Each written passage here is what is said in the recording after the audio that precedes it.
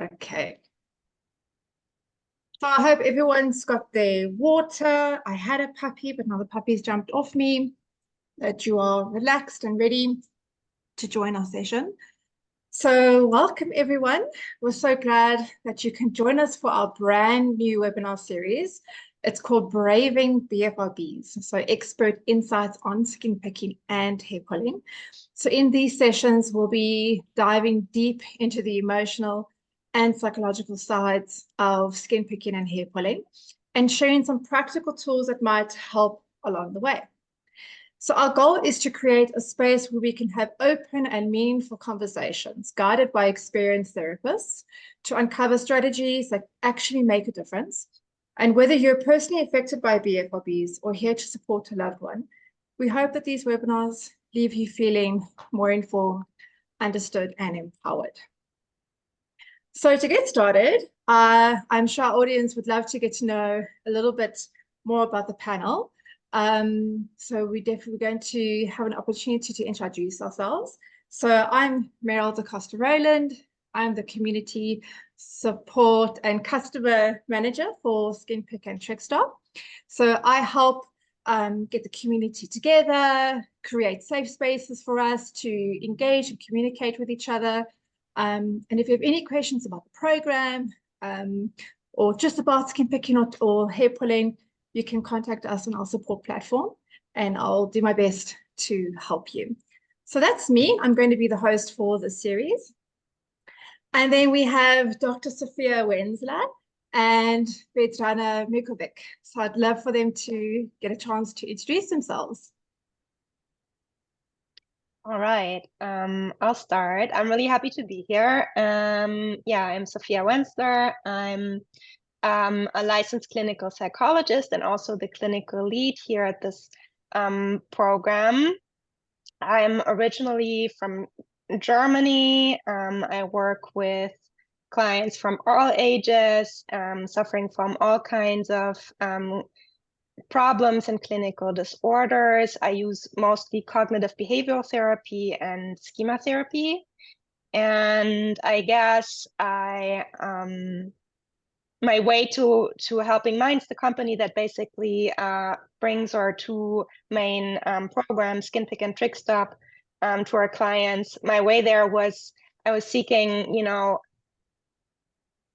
in addition to my private practice, where I love to work, to do something else as well, where we can, do all kinds of things like those webinars, but also incorporate technology into therapy and kind of just broaden my horizon a little bit through my work here. So I'm really happy to be at Helping Minds and also to be here with you. Thanks so much. Okay, my turn. I'm a clinical psychologist. I come from Serbia. Most people don't know where that is, so I guess you can Google it. I've been working for SkinPick and Trichstop for almost 5 years now, for 4.5 years. And actually, before starting this with this job, I didn't have much knowledge on BFRBs. Simply, we don't learn much about it during university education. So it was quite challenging for me, which I like. It was challenging to get into this kind of treatment and to understand what's behind, what kind of mechanisms are behind these conditions, so I can learn how to help people. So I guess that's my main description as a therapist in this program.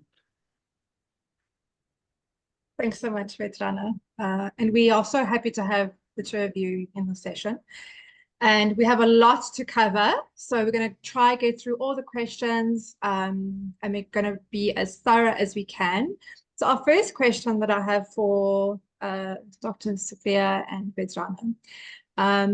What are some of the common misconceptions about dermatillomania, which is skin picking, and trichotillomania, also known as hair pulling? So we want to just clear up some of the myths that people might have heard, and what are some of the things that you think people often get wrong about these conditions? Sofia, maybe you can go first. Yeah, sure. Well, I think there are quite a few of quite a lot of misconceptions regarding skin picking and hair pulling, just because we don't talk about them enough. And so one misconception is that it's actually a rare disorder. It almost feels to people who suffer from it like they're the only ones. Sometimes it even takes time until you know that what you're doing is a condition, that has a name and a description and, underlying mechanisms. So yeah, you sometimes feel alone and you feel like it's super rare, but it actually isn't rare. So when we talk, for example, the prevalence, the occurrence of this disorder is comparable to OCD. It's about 2% of the population. And here you can see this discrepancy of how OCD is talked about so much and BFRBs, skin picking and hair pulling, so little. So it's basically just, a difference in how much we talk about it and not really in how rare it is. So 2%, just to make it a little bit more graspable, would be if you were in at a concert with 1,000 people, that would mean that there's about 20 people around you with skin picking disorder, and maybe some more with hair pulling. So you're definitely not alone with that. It's just that we don't talk about it. That's why one of our missions here also at Skin Pick and Trichstop is to talk about it more, and also to connect our clients to others who have the same condition using our support groups, because it can feel so lonely. So I guess this is one misconception that I stumble across a lot. Yeah, the one I stumble across a lot, and I guess for example, for clients who pull their hair, they tend to, in their introduction section, tell about how they never had any kind of traumatic experiences, just like, just to set the baseline, I don't have any trauma, please don't connect my hair pulling to that. So the other misconception that is quite frequent is that hair pulling is necessarily caused by some kind of traumatic experience. We know from research that that kind of connection can exist, and that more people who suffer from hair pulling have experienced traumatic events in their lives. Though we can't say that all people who pull their hair have had some kind of traumatic experience in the past. So I guess that kind of linear conclusion, or trying to draw some kind of linear connection between traumatic experience and hair pulling, that's not something that we can do, as mostly, anything in psychology in general. Though if we look at hair pulling from the perspective of it being a coping mechanism, or a way for us to try and regulate some kind of negative or overwhelming emotions, it kind of makes sense that people who did have some kind of experiences that caused overwhelming or negative emotions tend to go to hair pulling as a way to soothe themselves. So looking from that perspective, what's the function of hair pulling? First, I think it's much more humane and helpful to the clients than just, saying this is because you had some kind of traumatic experience in the past. So on one hand, it's helpful to the clients to understand it in that way. On the other hand, we can much better understand the mechanisms between, hair pulling and our past experiences, or any kind of present experiences that do trigger us to feel overwhelmed or highly negative about something. So I'd say it's much more complex. Everything around these BFRBs in general, but everything around psychology is much more complex than it seems it is when we read it in a newspaper or on some kind of blogs. I think it's really important to keep that in mind. Definitely. Thank you so much. That's an incredibly valid point. Definitely. And Vedrana, just another question to you is, can you share a bit about how these disorders typically start and evolve over time? So we'd love to hear your take on the journey, and then how do these behaviors usually begin, and how might they change as time goes on? Well, being, as Sofia, mentioned, quite rare conditions, we don't have so much research on them as we do on OCD or anxiety in general, etc. So we don't have much empirical evidence on how exactly hair pulling starts or skin picking starts. We do have some data, and that's a quite new research from last year, about the development of hair pulling and skin picking across lifespan. And the research examined people from ages 4 to ages 67 and tried to understand in what ways do skin picking and hair pulling as habits or disorders progress throughout life. And what they found is that both hair pulling and skin picking, they peak around adolescence and early adulthood, which I think if we look at the data on who are our clients, more or less, we can see young adults or people around 30 that are joining our program, because this is when they start understanding this is something that's, a thing, it's a condition that I want to change, this can last my whole life. It's not just something that kids do, because often we also can hear, there is a baby trick and the kid will just grow out of it, and most kids do. But when we start being adults, we start taking more responsibility for the habits we don't want in our lives. So that's one thing. The other thing is that as people age, they turn from more automatic to more focused hair pulling. So what they do is they become more aware of this as a habit, having some kind of function in their lives, and they start being more focused and doing this with more purpose. In the context of clinical and therapeutic work, what I mostly hear from clients is that they feel that hair pulling just started randomly at some point in their life because they were, trying to look better, they were concerned about their looks, etc. What we managed to understand through therapeutic work is that, and again, going back to psychology, every behavior we have has some kind of function for us, though that really seems quite weird for the clients who are just starting their journey. It's like, I don't want to do this. Why would I do something that I don't want to do? So it's a bit paradoxical, but understanding that trick is not a random thing that we do, even though it may feel like that, understanding that it has some kind of meaning for us and some kind of function in our life, this is how we start understanding how we can change it and understand how it began in the first place. So I don't have, the final one answer on how it all started. What I can say is that understanding how it started for a specific person, for a specific client, can actually open the door to and space where hair pulling is not something that we are really reluctant to do, and something that we want to change so much that we don't even want to think about it. So when we start understanding the function and meaning, we start being open to thinking about this habit, which creates a safe space and self-kindness for us to change it. So I guess that's the best answer I can give to this question. I hope I passed the test. You passed the test. Okay, great. Thanks, Vedrana. Yeah, fascinating, and obviously just demonstrates how complex it can be, right? I think, Sofia, this is a question for you.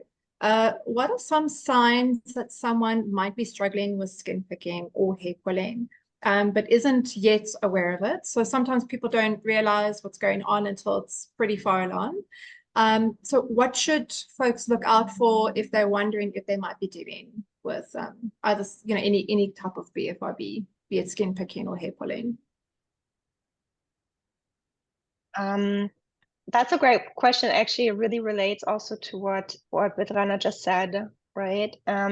So I think first of all, for the very beginnings might be very hard might be unnoticeable to the outside, first of all, because usually, it starts with the person in their own privacy, in their own, at home, in the bathroom, wherever it is.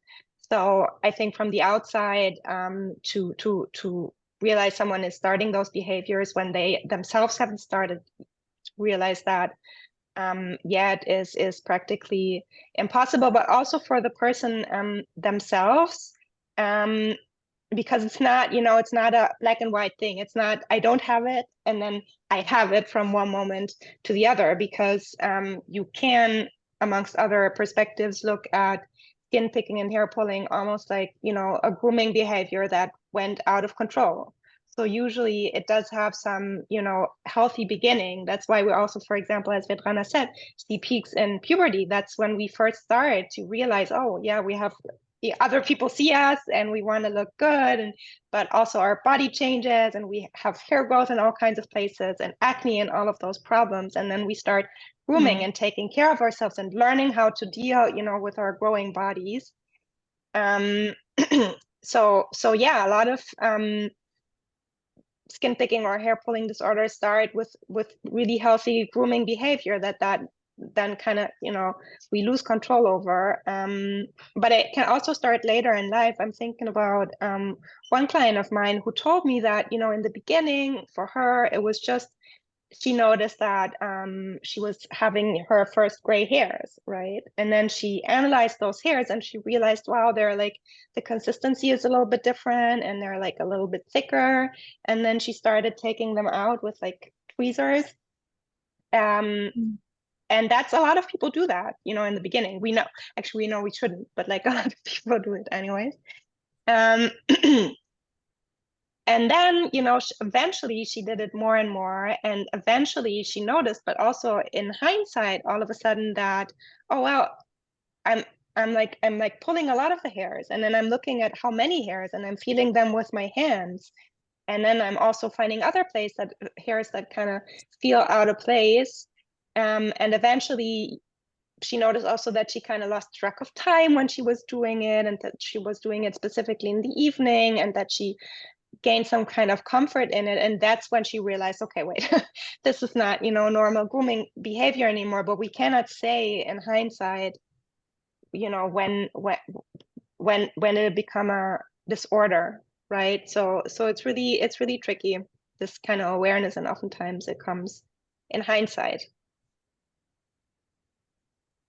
So I think just adding to what you're saying, it's an important message to take away, that perhaps everyone might experience the onset or some signs uniquely different, but maybe a little bit similar. So everyone's story is slightly different. Yes, everyone's story is slightly different, and because and because we don't, you know, talk about it very much, about those disorders, and many people, when they start, they don't even know what it is, right? That's why, you know, the habit starts when we're not aware of it, and we only notice, you know, when there's also already some kind of like chronic behavior there. Yeah. Before we continue with the next question, I see that there are some questions coming through in our chat Q&A section. So we're not going to be answering any questions live. So if you do have a question, and I do see there are some there, if you can leave us your email address, and then I will attend to the questions after the session. Or you can email us support@skinpick.com or support@trichstop.com if you have any other questions as well. We just won't have enough time to get through all the questions that we have and then have extra afterwards.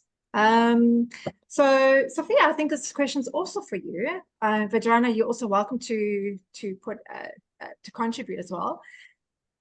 So we have quite a few people joining us in the session tonight, and it's amazing. And some might be the ones who are experiencing skin picking or hair pulling, but they may also be loved ones or family members of those who are experiencing a BFRB. So how can friends and family best support someone dealing with dermatillomania or trichotillomania?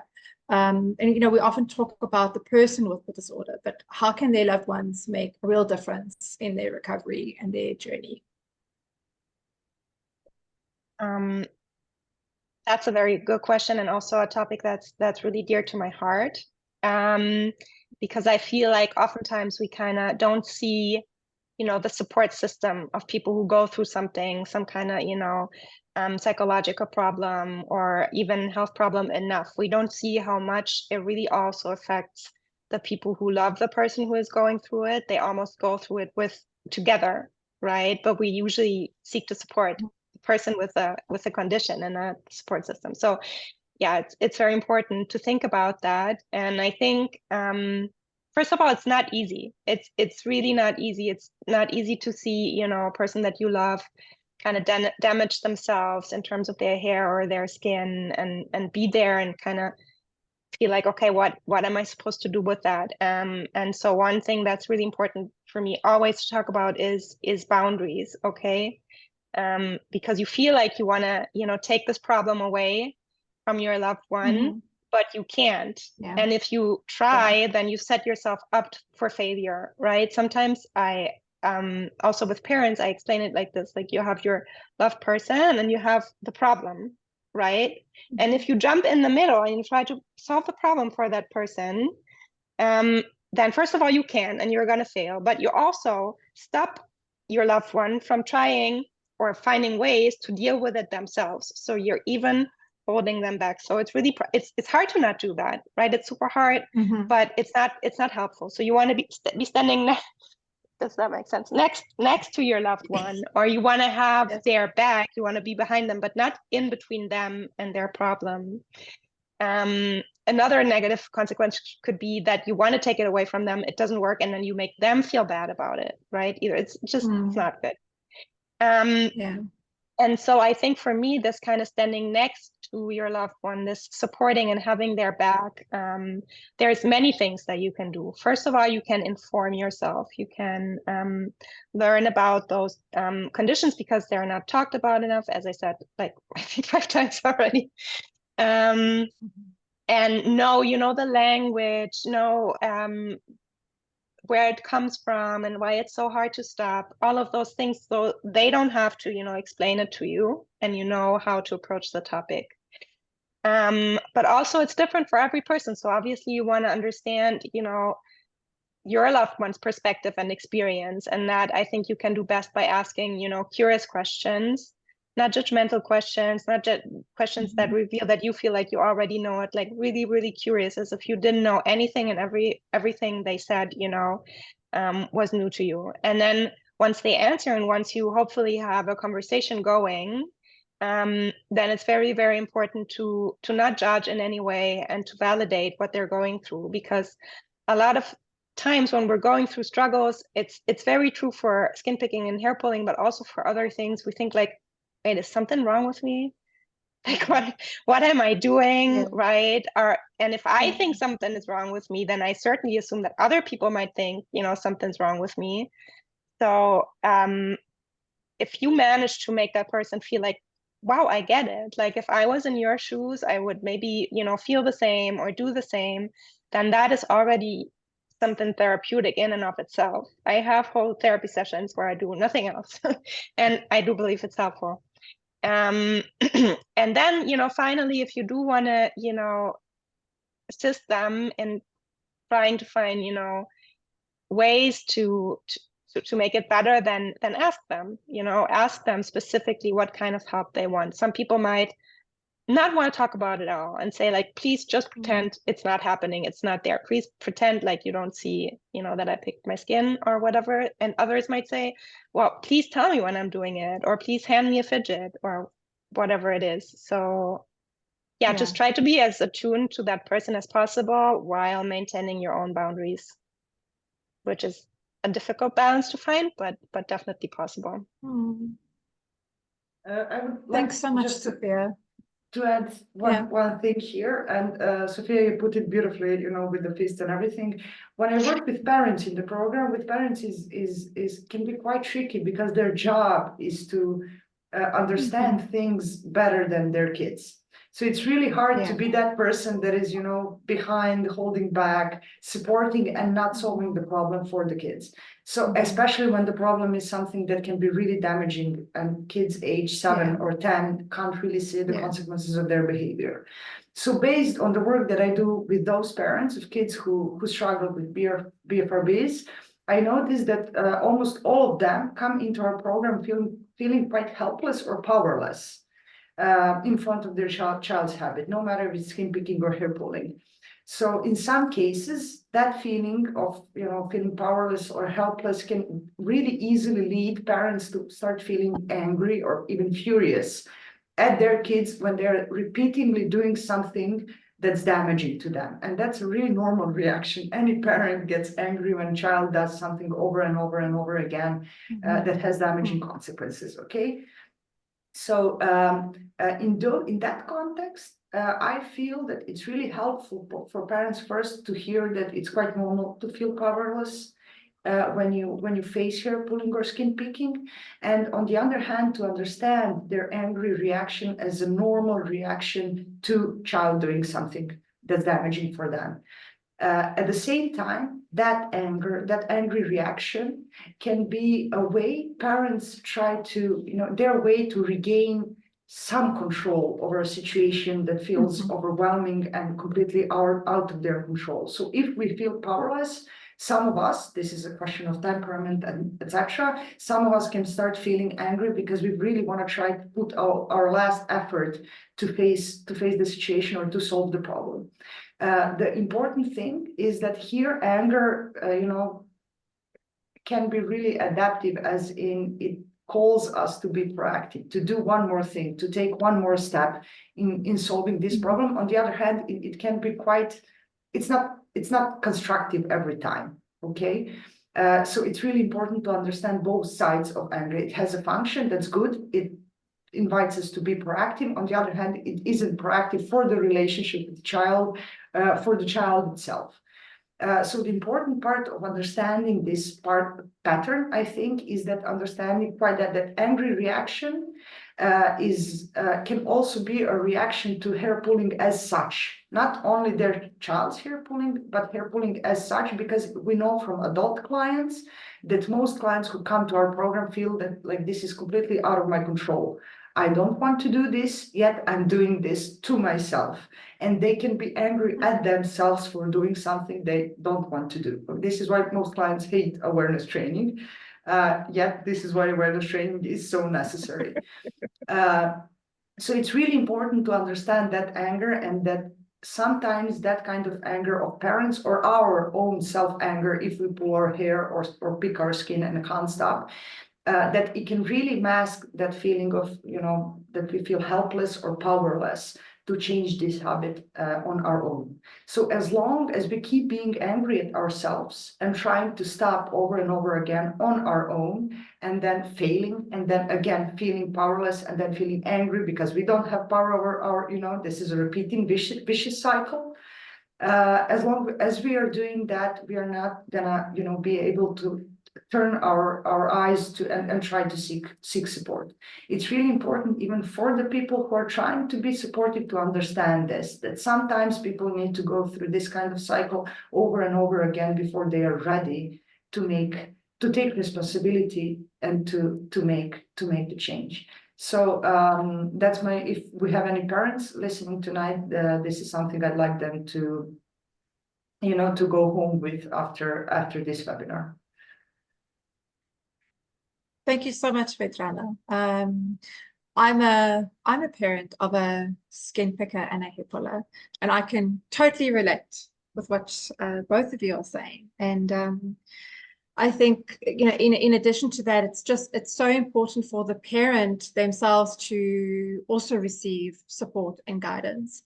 As both of you mentioned, it can be quite overwhelming to deal with this at home. And learning to cope and to manage with this is obviously vital, and just to make sure that your mental health is also taken care of is equally important. So thank you both for addressing that. So now yes. Sorry, my experience is that for parents, most of the time the kid can be a resource if we learn what Sofia said, to be next to each other and to deal with this habit as opposed to us. It's over there, and we as a team will deal with this habit. As long as we are angry, we can't do that. We can't be a team and be angry at each other. So yeah. Thank you. I'm sure so many people are really interested in hearing more about this. So can we share some success stories or examples of progress you've seen in your practice? So I just want to share before both of you sort of provide your contributions. I just wanted to read two testimonials we have on the website. So on skinpick.com, someone said, I found this course helped me link skin picking to issues I'm having in my daily life. And this has helped me with finally tackling those issues head on. I found this experience very validating and informative. And then just one other on our Trichstop, Trichstop.com website. I've had trichotillomania since I was 9 years old. I started Trichstop at 23 I started Trichstop at 23 after years of feeling absolutely helpless and not being able to find anyone who could give me the help I needed. Trichstop changed my life for the better, and I'm forever grateful for my therapist and the people who work there. This was the first time I ever felt seen and heard. This is not to say that any of it is easy. It's not. It takes hard work and a lot of inner work, but they finally gave me the tools to minimizing my pulling and take advantage of my life. Thank you, Trichstop team, for giving my life back. So, are there success stories? And is it possible? Well, yeah, Sofia. it's possible. There are success stories. If you ask me, no, we didn't.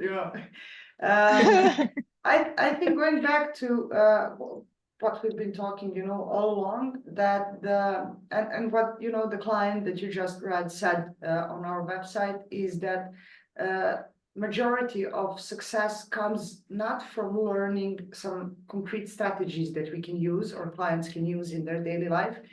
It comes from understanding this habit in the context of our life and our experiences.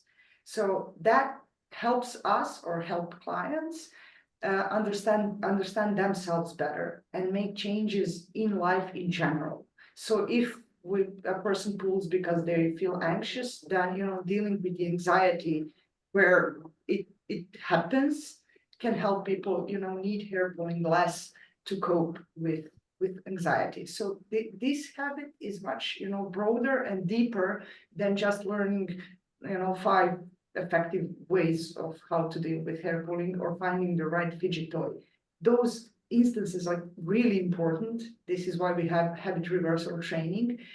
They are really important step, but that's not the end of the story. Some clients who come to our program, they feel like everything they need to do is to just learn that right coping or competing response, or just that right way to cope with anxiety without hair pulling. We actually need to understand that anxiety before we can talk about what else can be done with it. So I would say that success depends on that, on deeper work, and this is why we need psychotherapy. It's not just coaching through this program. I think that's also exactly Thanks. the combination. That's why it works, right? That's why we have, the sessions where you go through and you get all the important strategies that are evidence-based and help you. And you get this, personal guidance by a therapist who helps you learn to see this as, a behavior that has a purpose in the background of a life and a history. So I completely agree. Sofia, a question for you. So what role does self-compassion play in managing these behaviors? So self-compassion seems to come up a lot. We've done quite a few webinars on this as well.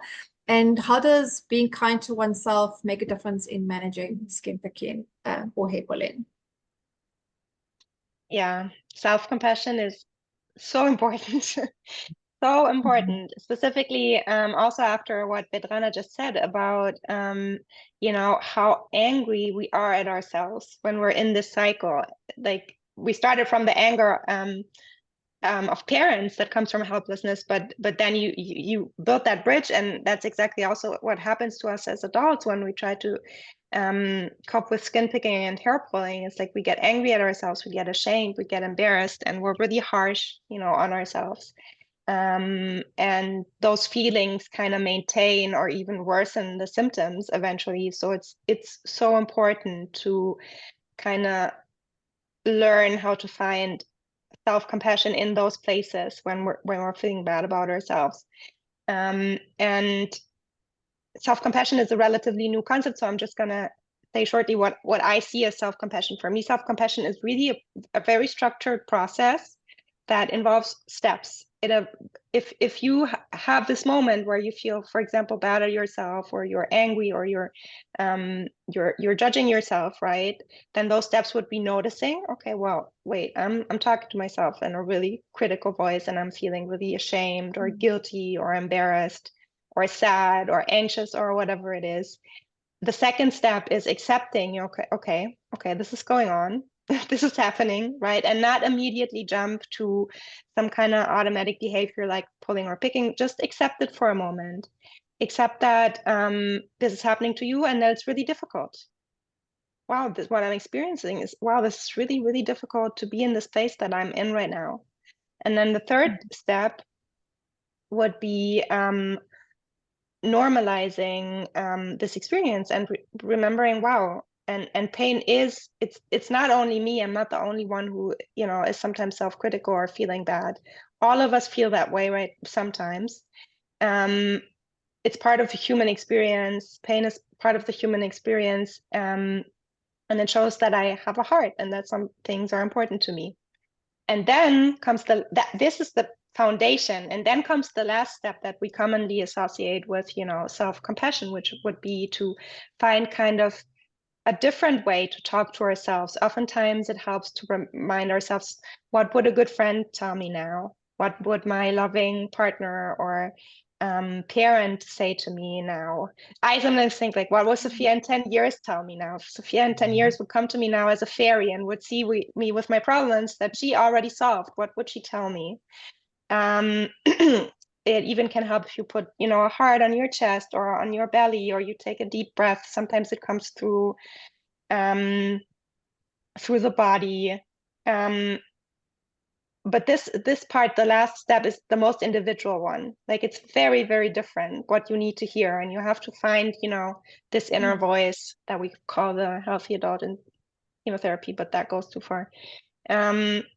So that would be the 4 steps of self-compassion. If you manage in a moment where, for example, you picked your skin, although you didn't want to do that, to stay in this moment for a second without kind of immediately wanting it to go, making it go away, or engaging in more picking, or kind of jumping to conclusions. Just stay in this feeling for a moment and try to comfort yourself, right? That can make such a big difference. And I just want to say one more thing, because when I talk about self-compassion quite a lot in the program as well as in my private practice, because I think it's so important. And some clients, specifically the ones that might have grown up with very critical parents or that have really high standards, they say, like Sofia, that's just giving up. Like, of course I can always be good to myself, but where will my drive go? Like, if I don't push myself, if I'm not hard on myself, how am I gonna, advance in life? Like, I need this inner critical voice. And so this comes up quite a lot. And what I then try to bring across is, like, imagine 2 kinds of parents. Okay, imagine 2 kinds of parents. Imagine a little child that has to go on the school bus for the first time, right? They're like 6 or 7. The bus stands in front of their door, and they're anxious to go inside. And now imagine 2 reactions of 2 different parents. The first parent says, "Oh no, that's nothing. You can do it. Just go ahead. It's all gonna be fine. Don't be so whiny. Tomorrow you'll forget about it," right? That's a very pushy parent, and they might push the child into the bus, and they might be okay, but they might also internalize that inner critical voice. Now imagine another parent, a parent that says, "Wow, you know what? It is really hard to go into that bus for the first time. Wow, when I was your age, or if I were in your place, I would feel exactly the same way. This is very scary. I can completely understand why you would feel that way. let's think about ways that we can make it a little bit easier for you. Do you need another hug, or do you want me to call you in 5 minutes when you're sitting in the bus just to comfort you a little bit? Or do you want me to give you some sweets so you can, share them with someone, and then, you have a first way to be in touch with them. So the idea is the second parent also wants the child to go into the bus, right? We're still trying to reach our goal. We're just trying to do it in a more constructive way that values the person's feeling and needs. And that's what self-compassion kind of is for me. That's how I try to explain it to people who have that really, really strong, critical, inner demanding voice. Yeah, that's my take on self-compassion. Yeah. I love that. So I want to be the second parent, and I want the second parent. So for everyone who doesn't know yet, Sofia likes to use storytelling to explain complex theories, and it's incredibly helpful. So thank you for that. And just if you don't know, we did mention that we record all of our events. So we have had quite a few webinars already talking about self-compassion. So our other therapist, Laura Santner, has recently done a webinar on relapse or slips, specifically when it comes to dealing with strong emotions like shame, guilt, and even disgust, and then developing and using self-compassion to get you through the relapse or the slip. So it's an incredibly eye-opening and insightful webinar as well.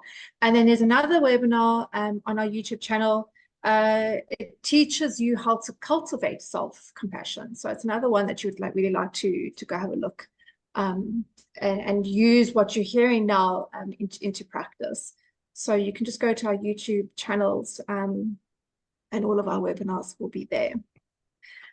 So how do we now incorporate mindfulness, which is, related to self-compassion, of what we've just been speaking about, and other strategies into treatment? So mindfulness is a big buzzword that has been for a couple of years now. So how do you use mindfulness or similar techniques in your work with clients? Actually, now that you say mindfulness is a buzzword, that's true, right? And I have so many clients that have, tried it in the past, or have already have an opinion about it before I even mention it for the first time, because it's, talked about so much. And there's also many definitions. So I think if I want to really break it down, when I talk about mindfulness, I talk about the ability to be aware of something and not react to it in an automatic way, no matter how positive or negative my experience is. And mindfulness plays a key role, first and foremost, in our program, Skin Pick and Trichstop. We have dedicated sessions on mindfulness and how different ways to practice it, because there's one definition, but there's a million ways to practice it. In the end, you want to have a mindful you want to be mindful in your everyday life. You also don't want to be mindful only in a 10-minute breathing exercise. You want to be mindful throughout your day. The exercise is just a way to practice it. So we have a session on it. We have tools that help you do it, because it's very, very important, specifically for skin picking and hair pulling, because as Vedrana also mentioned, first of all, there's automatic and focused hair pulling. So sometimes we're not even aware of the fact that we do it. So we have to be mindful of that. But also when it's focused pulling or picking, it's this moment when the urge comes up and you feel like, this is what I want to do now. And then the picking and pulling. In between, right, we want to build some space to make a different decision, to do something else, maybe a competing response or whatever it is that helps you in that moment. But to create the space, we need mindfulness. We need to take a breath and not immediately react to whatever it is that makes us want to pick or pull, whether it is a difficult thought or boredom or a physical sensation or a difficult emotion. we have to train to not immediately jump into it, but to wait for a second. And I feel like that mindfulness is really one of the most effective ways to do that. That would be one reason. And also later on, we use all kinds of components of acceptance and commitment therapy, which is another evidence-based approach that we use, which incorporates strategies to deal with difficult emotions and thoughts. And for all of those strategies, mindfulness is the base. If we don't have this base, we cannot move on to other things that will then help us. So yeah, can't stress the importance enough, I guess. I agree. And then again, as a parent of a teenager and a young little boy with Trich, practicing mindfulness really helps me get through the difficult days dealing with both kids as well. So an incredible and valuable tool to have. Yeah. So what's one piece of advice you'd give to someone just starting their journey toward managing their BFRB? So for those who might just be beginning, what's the one thing you wish they knew from the start? And this is for both Sofia and Vedrana. I don't know, should I go first? Long silence. Yeah. Well, going back, it's really hard. It's extremely hard to answer this, especially if you like to talk like I do. So just one thing. So going back to, I think I'm boring to death my clients with, which is that I believe that I think I'm becoming boring to the audience as well, but the meaning and the function of the habit, that allowing yourself to explore that, and that's not easy at all. You have to be vulnerable. You have to think about things that you don't want to think about. You have to be aware of the behavior you don't want to be aware of.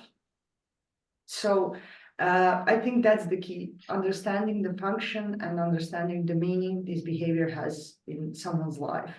And everything we do, as I mentioned before, no matter how unhealthy it may seem, in the context of our experiences, of our lives, of our worst alternatives that we had, this, what we are doing now, is the best solution we could, get to based on what kind of opportunities we had in the past. So approaching this problem from this perspective, not self-judgment, not self-criticism, as Sofia mentioned, but really just being, eager to understand, to learn. I think that's the best way to start this journey. It's not easy. It's not just, I'm going to decide to be really interested in learning about this habit I don't want to have. It's not easy at all. And this is why we have therapists, to help clients, support clients, feel more at peace that, this is how it is now, and this is where we are, and we don't have to be here, 3 weeks from now, or 8 weeks from now, or 10 weeks from now, if we join and do this journey together. So I guess that's the best, advice I can give. Yeah, that makes a lot of sense. I think one thing that just at the top of my head has been coming up a lot lately, that I felt like I was talking about a lot, is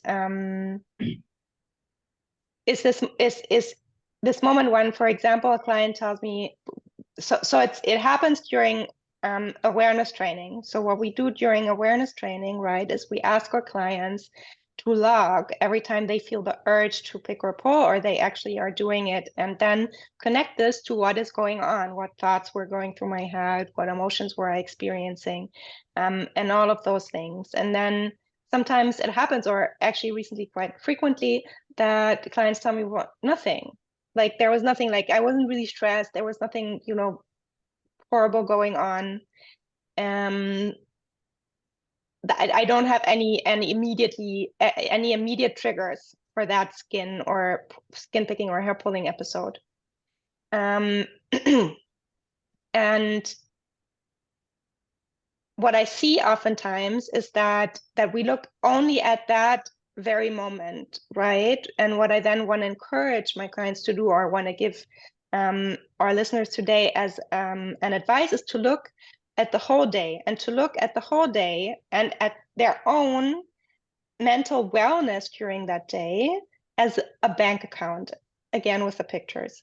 So a bank account, and think about things that are kind of paying money into your bank account, things that fill you up, things that give you strength. And then think about the things that you do that take money out of the bank account, right? So for example, as parents, when we deal with a tantrum of our child, that's taking money out of the bank account. That takes a lot of resources, right? If we take 5 minutes to have a coffee by ourselves, or to breathe very deeply, to check in with ourselves, then that is paying money into the bank account. And a lot of the times what happens is that clients come home in the evening, that moment when they say, Sofia, there was no trigger, there was nothing going on. There were so many things going on throughout the day, right? That their bank account is so deep in the minus that the moment that they have a moment for themselves in quiet, they need to pull or pick, because they're so in the minus. And this is the only thing that gives them this instant relief and feeling like, oh, taking a breath, that it's like this accumulated thing. So I think my recommendation would be to take this picture of the bank account, and take it with you throughout the day, and stay aware of it, of the bank account, and where you stand, and what your needs are.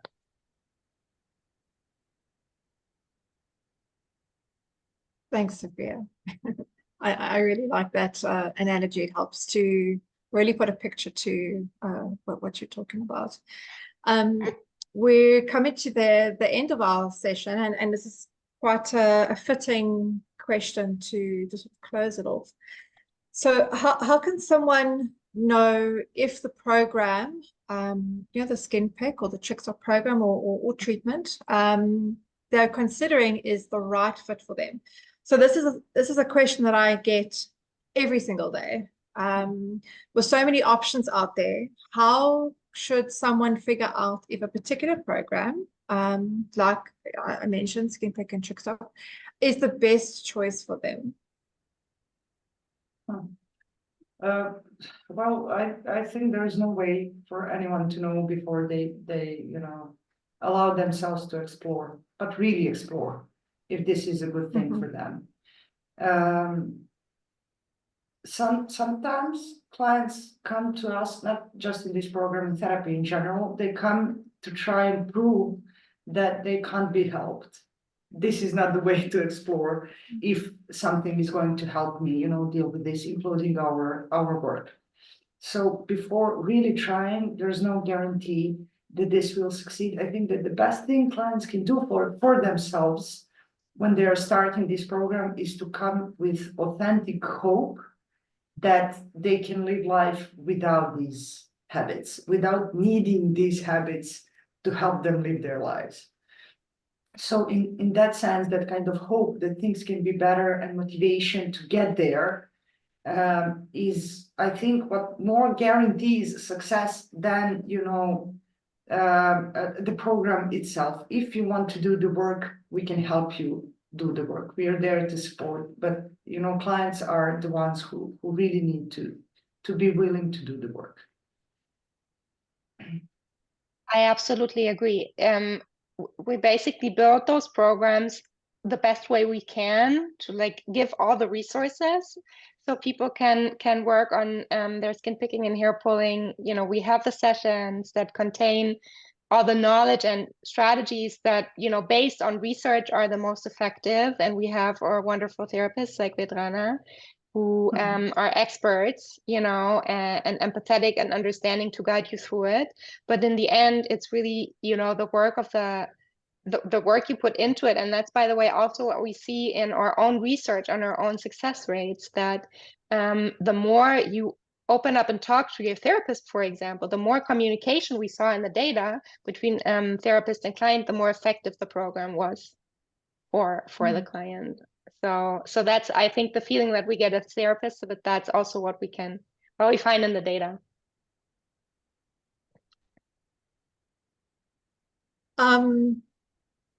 Thank you so much, Dr. Sofia Wenzler and Vedrana. I think this was a successful first session for this series.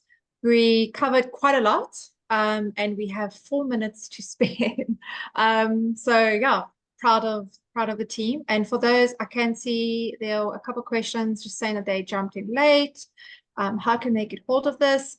So just a reminder that we record all of our webinars, all of our events in a day or two. Everything gets uploaded to our website and to our YouTube channel. So just go to YouTube, type in SkinPEC or Trichstop. You'll see the whole library of collections of events that we have. So normally the most recent one will be at the top, so you can catch it there. And if you have any questions, I do see some hands being raised. I see questions in the Q&A box. Write your question, include your email address, and we will respond to you by email. We will be doing this again, Sofia and Vedrana.